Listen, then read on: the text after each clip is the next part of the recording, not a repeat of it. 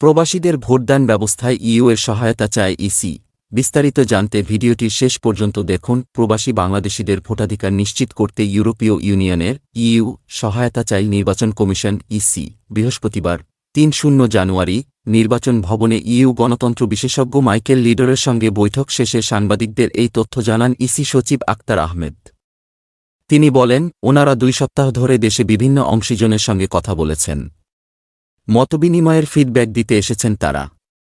সব লেভেলের একটাই কথা, সুষ্ঠু, অবাধ, গ্রহণযোগ্য নির্বাচনের কমিটমেন্ট রয়েছে সবক্ষেত্রে। প্রবাসী বাংলাদেশিদের কিভাবে ভোটাধিকারের ব্যবস্থাপনার মধ্যে আনতে পারি সে বিষয়ে পরামর্শ বা মডেল থাকলে শেয়ার করতে বলেছি। তিনি বলেন, এটি জটিল প্রক্রিয়া। এখানে দিন হলেও প্রবাসে কোথাও কোথাও রাত।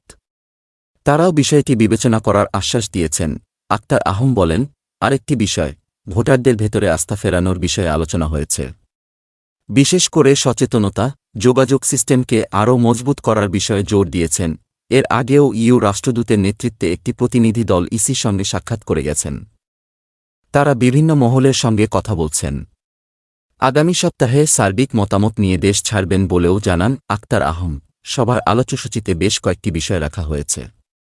এর মধ্যে রয়েছে ভোটার তালিকা আইন ২০০৯, জাতীয় সংসদের নির্বাচনী এলাকার সীমানা নির্ধারণ আইন ২০২১, বিভিন্ন দেশে দূতাবাসের মাধ্যমে প্রবাসীদের ভোটার নিবন্ধন কার্যক্রমের শর্ত, পদ্ধতি ও সীমাবদ্ধতা পর্যালোচনা। আরও রয়েছে নির্বাচন পর্যবেক্ষণ নীতিমালা ২০২৩ এবং আন্তর্জাতিক নির্বাচন পর্যবেক্ষক এবং বিদেশি গণমাধ্যমের জন্য দেওয়া নির্দেশিকা, নির্বাচনী সংবাদ সংগ্রহে দায়িত্বপ্রাপ্ত সাংবাদিক বা গণমাধ্যম কর্মীদের জন্য দেওয়া নীতিমালা পর্যালোচনা।